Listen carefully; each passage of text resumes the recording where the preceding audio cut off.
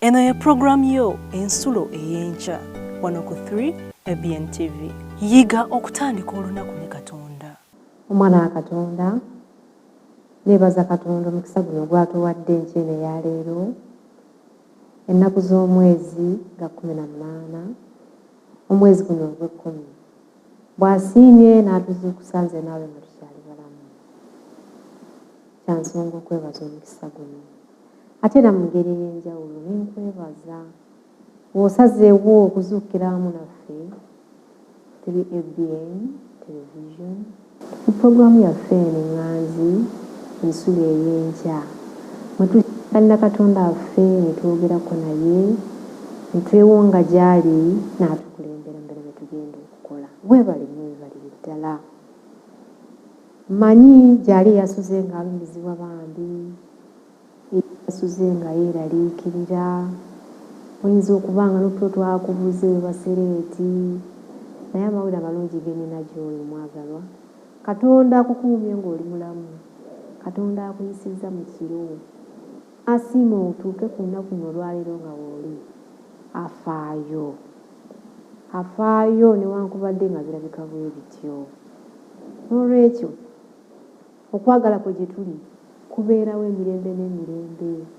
Kyensaba toggwangamu maanyi ng'olowooza akulekeredde oli wekka. Enkya eno neeyaleero Mukama asiimye twongere okuyiga ku kigambo kye era kye tugenda okuyiga kirina omutwe omulungi ogugamba nti waddembe ddala. Nja nno okusaba tusooke tuweeyo okusaba Mukama alungamye ebirowoozo byaffe kuyita Mwoyo Omutukuvu twongere okutegeera ekigambo kino. Kale katusabe. Omulungi Katonda kitaffe ataggwaawo kubadde kusaasira kwo okutuuka enkyene eyaleero nga tukyali balamu. Ayi Mukama tukoola maanyi ag'eggulu okuyita Mwoyo Omutukuvu ajja atukize nga gwe wasiima tutegeere ekigambo kyo kikole ku bulamu bwaffe. Ayi Katonda attu kwe kusaba kwaffe okuyita mu Yesu Kristo Mukama waffe.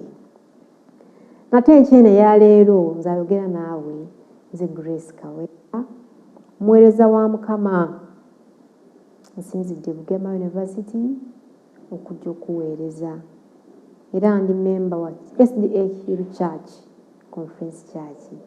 Nsaba Katonda atuwa omukisa nga kigambo kino.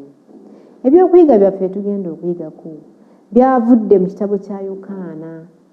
Nkusaba ombikulewo Bayibuli yaffe oba ogirina kumpi obikkule mu Yokaana essula 8 olunyiriri lwa 36.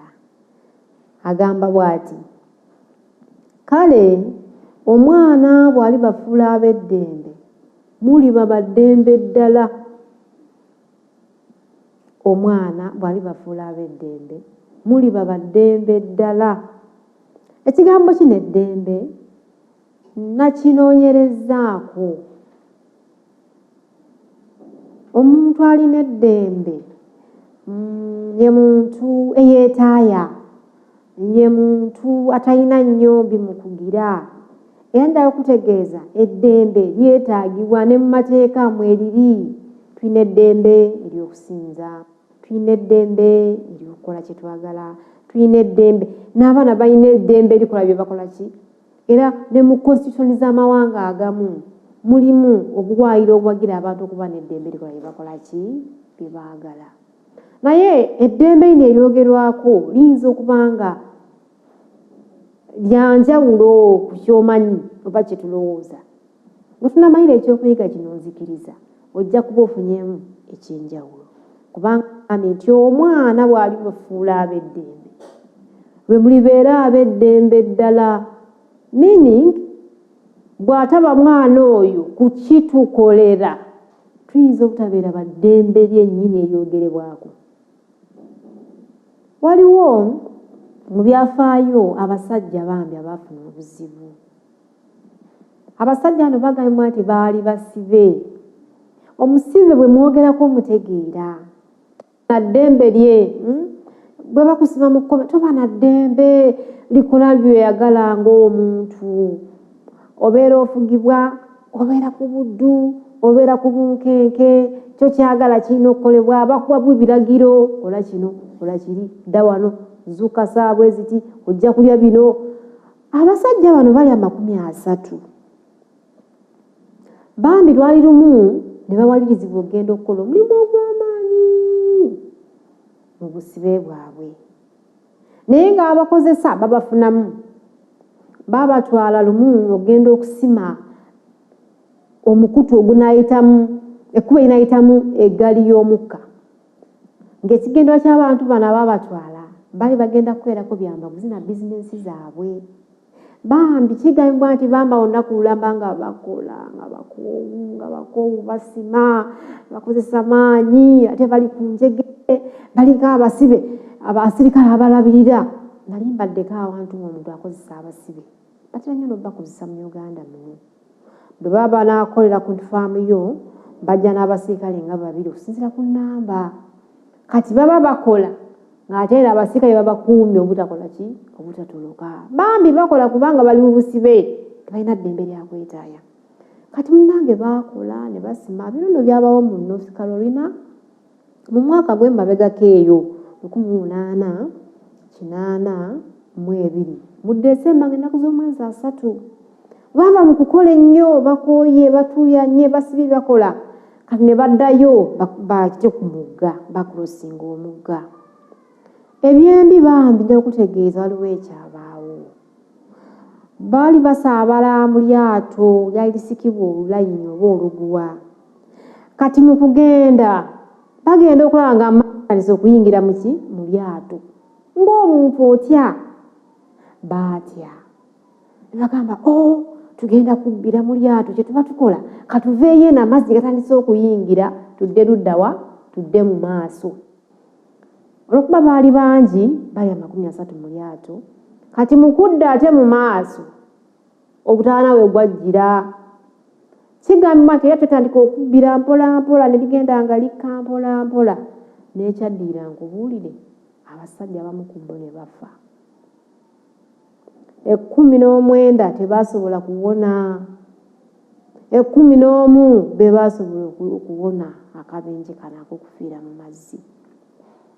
Naye ng'abalyafo by'abasajja bano bigamba nti baali mu budde obutagambika.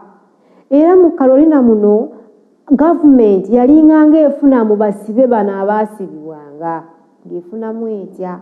Babapangisanga bambi okubakozesa emirimu ku faamu kati nga bawaayo emisolo. Era kino kyayamba nnyo gavumenti okubanga mu kiseera ekyo baali baweze obuddu slave trade nga bamuweze. Kati ne bafuna olukujjukujju olulala olw'okufuna engeri gye bakwata abantu ng'abasibe basobole obbapangisa abasajja b'amabizinensi bafunemu ssente. Bambi kyannaku nnyo kyamalako abantu eddembe. Abantu balina eddembe lyabwe naye nja kutegeeza baali bamaliddwako eddembe lyabwe ery'obuntu. Akati ekiseera kyatuuka olwokuba baagalanga okufuna nga bakwata abantu ku busango obutali busango butinnyo bwe buti nga bakukwata kantu katinnyo bwe kati nga bakutwala kati okugumya ne bakuwangula nga bakusaako engaso ennene gyotasobola nakusasula ng'ekivaamu ng'ogenda kati eri nga bafunamu mu ddiiru. Tulina abasibe mwagala tulina abasibe twagala kubaawa mutuwe ku ssente. Era kigambibwa nti gavumenti eno yafunamu nnyo mu bantu ne batwalanga ng'abasibe kyova laba nga babakwatanga ku busangosango obutalina bambi makulu. Ekiseera kyatuuka bambi ne kyesangibwa nga tebakyafa ku ddembe ly'abantu nga gavumenti kyefaako magoba akigenfuna mu bano abantu. Era bambi nja kutegeeza abantu bwe batyo baayisibwa nga mu ngeri yanga ya bwenkanya naye nga yakunyigirizibwa. Newankubadde nga okusuubula abantu kwali kukomezebwa naye kino kyalabika nga slave trade ow'enjawulo oba ali improved oba omulongooseemu nga babawambawamba we batyo oli abo bakusanze abo bakukwata tolina na musango nga basiba. Kati ne kikyaka nnyo ne kiyitawo. Nja kutegeeza olwaleero mu kkanisa ne mu nsi mulimu abantu abayitibwa nti baddembe naye ng'eddembe lye bayitibwa nti baddembe liri mu mannya bunnya. naye nga mu butuufu si baaki tebalina mirembe. Nja kutegeeza mwana wange n'omwagalwa ndaba era mpuliriza. Okufa kwa Yesu Kristo ku musaalaba kwaggulawo enzigi.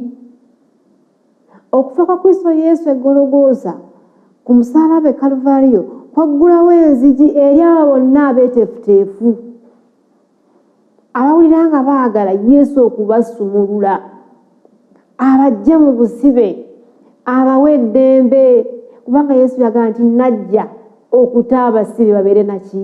Babeere n'eddembe. Njagala ojjuke akanyire kaffe ke twasanga tutandika mu Yokaana essula 8:36 kagambye nti naye kale omwana bw'ali bafuula ab'eddembe olwo mulibeera baddembe ddala. Yesu Kristo atufuula atya ab'eddembe? Tufuna tutya eddembe lino eryannamaddala mu Mukama waffe Yesu Kristo? Yesu Kristo yeewaayo okutuwa obulamu obutaggwaawo, naye tusobola okufuna emirembe gino, tusobola okuganyulwamu singa tusalawo okukkiriza ekirabo kino ekya Kristo Yesu eky'obulamu obutaggwaawo. Weewaawo kya bwereere, naye Mukama atuwa olukusa okusalawo okukikkiriza oba okukigaana. Naye ekyennaku kye kino, newaakubadde nga Mukama yateekawo omukutu okutuwa eddembe eddala eryogerwako kuyita mu Yesu Kristo, kigambibwa nti abantu bangi nnyo mu kifo ky'okuweereza Yesu Kristo n'okunyumirwa oba okuganyula mu ddembe lino Yesu lyagaba, basalawo okuligaya, basalawo obutalifaako, ne basigala nga bakyafugibwa ekiki? Ekibi, sin. Ekibi kitufudde abaddu baakyo. Njagala okutegeeza ekibi kifuga, ekibi kikozesa. Nga bwe tugambye nti abasajja bali newankubadde baali mu nsi erabikanga ebawa eddembe lyabwe, tebalina ddembe ddala. Abantu batawaana n'ekigambo kibi mu bulamu bwabwe. Simanyi bw'oli muganda wange mwannyinaza ndaba era mpuliriza. Ekigambo kibi kitufuula abasibe mu mwoyo, ne kikukosa by'otandyagadde kukola, ne kikutuma, ne kikuzuukusa, ne kikutambuza, ne kikuyingiza ekiro, ne kikufuga, ne kikuwalula, ne kikuzunza. Naye Mukama waffe yeebazibwe, mu Kristo Yesu oyo waliwo solution, waliwo ekyokuddamu eri obuddu buno obw'ekibi obufuga buli kitonde ekiyitibwa omuntu ku nsi eno eyagwa. Omusajja Yesu ono gwe nkusigira enkyene ya leero. Simanyi mu bulamu bwo kiki ekitawaanya obulamu bwo ky'ozuulwana nakyo enkya n'eggulo, ky'ozza osabira nga kigaanye. Erinnya Yesu, bw'okkiriza Yesu n'omulaga byonna n'omuteera byonna, alina obuyinza obukola kino era mweteefuteefu okukikola. Atuwa eddembe kubanga nti omwana yekka Yesu yali bafuula ab'eddembe, eddembe eryannamaddala. Si maanyi, si magezi, si ttutumu, naye omwana Yesu Kristo. Kkiriza Yesu Kristo mu bulamu bwo olwaleero. Mwanjulire ebyo ebirabika nga bikyagaanye. Yesu alina obusobozi obukola ekyo. Akikoze era akikoledde bangi. Naawe mweteefuteefu okukikola. Ebiseera ebisinga obungi bwe tusalawo okubeera abaddu b'ekintu kitukozesa. Bwe tusalawo tugenda kuweereza Yesu Kristo tufuuka baddu be. Bwe tusalawo mu mitima gyaffe tugenda kubeera abaddu ba kibi oba bwa muze gundi gujja kukozesa, naye abaddu ba Kristo Yesu baba baddembe. Salawo leero okubeera omuddu wa Yesu Kristo, ojja kufuna eddembe lino lyayogerako. Mweteefuteefu okukolera kyekyamweta ku nsi kuno akutule enjegere zonna ezitusibye mu bulamu buno obw'emabega bwe twavaamu obw'ekibi. Kyekyamujja mu ggulu ng'alina ekigendererwa ekyo. Teyajja kuyisa kivulu, kulambula. Yesu yajja ku nsi kuno ng'alina mission etuukiridde. Lwa kintu ekyo lwakuba ggwe nange. Yalabanga tuli mu buddu bwe twagwamu olw'obuzibu bwagwa ku bajjajjaffe Adamu ne Kawa mu lusuku Adeni. N'agamba no bano bantu bange nabatonda mu kifaananyi kyange nja kugenda mbanunule. Mukama waffe yeebazibwe. Newankubadde nga Sitaani yalabika ng'akiwangudde, Yesu yabiyingiramu. Kyava akukoowoola ng'akuyita enkyene ya leero. Muteere byonna ajja kusumula. Si nsonga oba ogenze wa, oba ononese kyenkana wa, oba oli mubi bwenkana wa, kyekyamuleeta. Nga bulaba omusawo omukugu omutendeke, bw'onooba n'ekirwadde nga kikuluma, nga n'ekyokukola tokimanyi, n'ogenda ew'omusawo ono ng'olina okukkiriza, ng'omanyi nti gye nzize nja kuwonerayo. Yesu atuyita enkyene ya leero. Yesu ampita. Mukama waffe Yesu akuyita. Jangu n'ekyo ekikufudde omuddu waakyo. Agenda kukyusa obuddu bw'eki obadde mu bulamu bwaffe. Tufuuke ate abaddu baani? Ba Mukama waffe Yesu. Mukama waffe yeebale. Mukama waffe yeebale. Ye agamba nti yajja kukutula njegere. Bade bwenjogera ku kigambo njegere, tugenda kigako mu maaso awo. Kintu ky'amaanyi, kisuka amaanyi g'osobola. Yajja akutula enjegere zino ezitusibye. Omuzere gukuganirako n'olwana wano ne basaba naye nga weesanga tutegeera ky'oli. Yajja ozikutula kubanga ag'amaanyi agayina. Kyekyamuleta ku nsi kuno Mukama waffe n'ayambala omubiri guno ogw'ekibi, n'abonaabona nga ffe, n'akiyitamu nga ffe, n'agamba mwe muli baddu bange mukola bye njagala. Kkiriza enkyene ya leero okubeera omuddu wa Mukama waffe Yesu Kristo. Tujja kukifunamu. Mwonoonyi munnange, nkusigira omusajja Yesu. Kkiriza okubeera omuddu we, ojja kukifunamu. Ajja kuwa emirembe ate egya nnamaddala gy'otajja kusanga mu bugagga, gy'otajja kusanga mu bintu bya nsi eno, gy'otajja kusanga mu mikwano, gy'otajja kusanga mu nsimbi. Kyova yagamba nti nze emirembe mbalekera, naye emirembe nze gye mbawa sigibawa ng'ensi bw'egaba, giri gya njawulo. Kikyama wakati wo naani? Nange ne Katonda wo. Yesu wamala okukutula enjegere zino ezikusibye ez'ekibi mu bulamu bwo, kikujjako n'omusango. Gw'abadde awulira ng'olumirizibwa, omusango genda wulira ng'oli wa ddembe. Singa wali okozeeko omusango oba ng'ozizza ensobi naye ng'oyagala bakusonyiwe oba mukama wo naye nga oba yansonyiwa oba akyakirowoozaako. Bwe tugenda ewa Mukama waffe Yesu Kristo, bino byonna ebirumiza obulamu bwaffe bw'abijjawo owulira ng'oli wa ddembe nga kikumenya otambula weetaaya mu luggya. Kyayagala okukolera nze naawe olwaleero.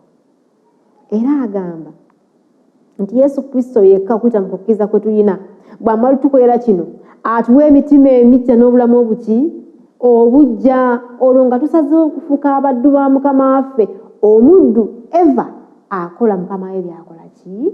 Byayagala. Wandyagadde okubeera bw'oti? Wandyagadde omwana Yesu okufuula ow'eddembe? Mukkiriza olwaleero.